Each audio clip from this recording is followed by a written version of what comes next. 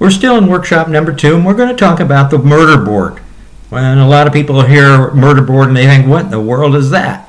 Well, what we think of when we're thinking of the murder board with Passport to Employment is when you have a situation, some type of thing that you don't want them to know or you don't want them to ask, but you know they're going to have to. For me, a murder board question might be, I'm 69 years old. They may see, I might go into actually get into the interview and they see how old I am.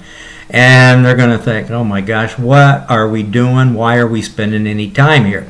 Well, the reason they're spending some time basically is because I'm qualified. I have the skills and the experiences that they're looking for in a job. But they're going to look at me and say, wow, how long is this person going to stay there? So that would be my murder board question. I will tell the story of a murder board question we had with a lady who walked with a cane and had a slight limp. Her murder board question was probably, oh, you might notice, and I'll just kind of go through that scenario. She goes into the interview. There's a couple people that are interviewing her. And in the middle of the interview, and they're going through fine, and then she makes a comment. You might see that I walk with a cane. Well, they know they can't ask that. In most cases, most people won't. But it's kind of like the elephant in the room. Oh, no, we didn't notice the cane as you were walking in. Not that we were, as you were interviewing for an administrative assistant. And the fact is, how are you going to get paper from the copy room or the mail room or storage room and to where the copies are if you're walking with a cane? So she explained that. She says, you notice that I am walking with a cane. I was in an accident, automobile accident, and the doctor said that I should be stopped having to walk with a cane within the next 4 to 5 weeks. If you're questioning how I'm going to do the job of an administrative assistant, well, here's the things that I plan on doing, so you don't have to worry about that.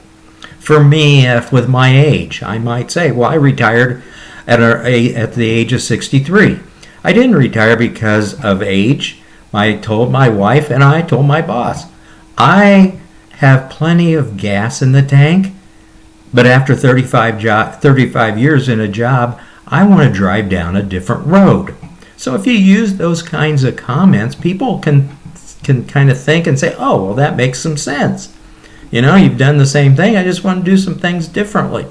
So when I go in, I'm going to mention that. I'm going to mention that my dad worked till he was 75 years old. Why? Because he was a good employee. He had skills and experiences. He couldn't use a computer, for example, very well, but he was one heck of a bill collector.